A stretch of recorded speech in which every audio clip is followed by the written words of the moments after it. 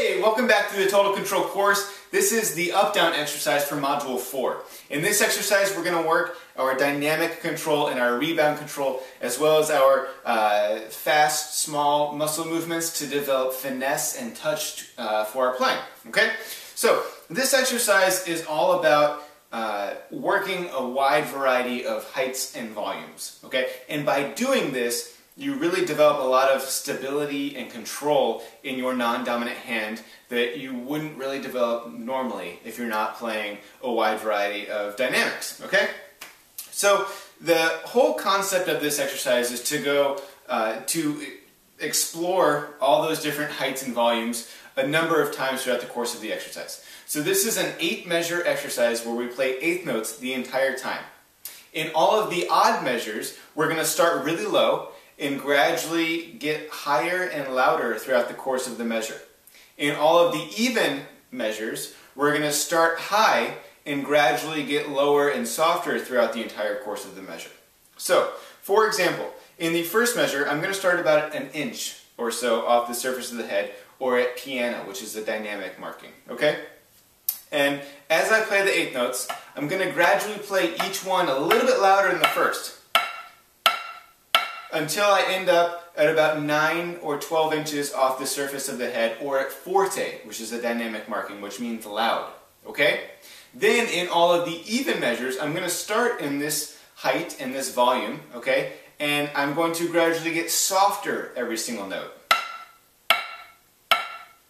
until I come down back to this 1 inch or piano marking down here to start the cycle over again. Okay, so this is an 8-measure exercise, or a 4-cycle exercise, where we do 2-measure cycles, where we go up and down. That would be 1 cycle. And we do that 4 times. Okay, so you can think of this as like going over hills and valleys, right? We go get louder, get softer, get louder, get softer, get louder, get softer. Okay, so I'm going to go ahead and play this exercise for you so you get an idea as to what it sounds like and exactly what I'm talking about in context. And then I'm going to touch on a couple things that you should be focusing on and paying attention to as you learn this and practice this exercise. Okay? So this is at 40 beats per minute. Here we go.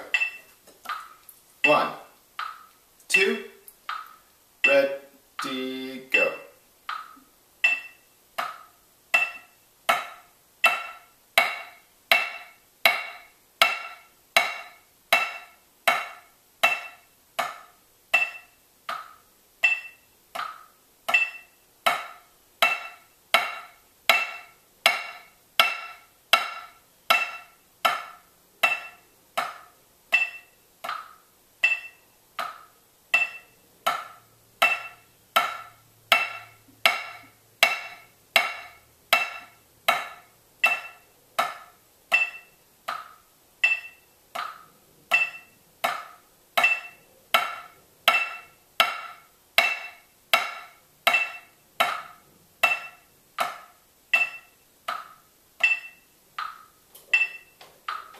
Alright, so that's the exercise.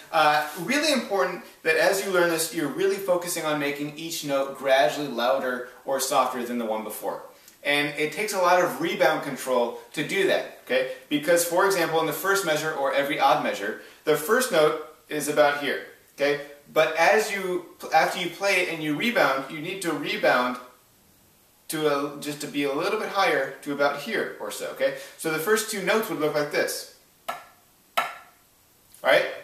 And the same is true for every note after that. The third note should be slightly louder and higher than the second note. The fourth note should be slightly louder and higher than the third note, etc., etc. So it's kind of like a staircasing effect. You're gradually building up and getting higher and higher, okay? And then on all the even measures, the opposite is true. You're getting gradually lower and softer every single note. So it takes a lot of rebound control to make that happen and to let that happen consistently. Alright, so that's the whole deal with this. You want to try to crescendo or get louder, or decrescendo, get softer, in equal intervals. Alright, you don't want to play half the measure down here, and then all of a sudden you're up here.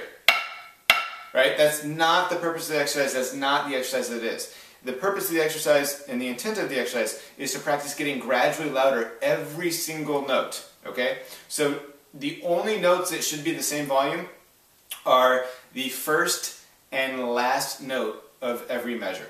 Okay, so for example, the last note of the first measure and the first note of the second measure should both be the same height. The last note of the second measure and the first note of the third measure should be the same height. Okay, but other than those two notes, each measure, every single note should be a different height. Okay, and a different volume.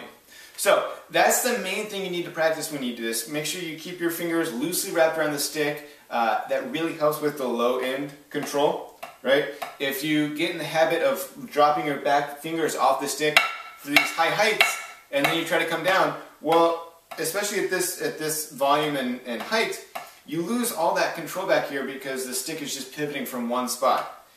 If you keep your fingers loosely wrapped around the stick the entire time that you do this, even if you're using traditional grip, make sure you're not dropping these bottom two fingers off, but you're keeping them on there for that support, okay? That's really what it comes down to, is having that support and being able to make that quick wrist movement or that quick rotation to make a soft but accurate note with a lot of support and control, okay? So it's a big thing to focus on as you learn this and practice this, all right?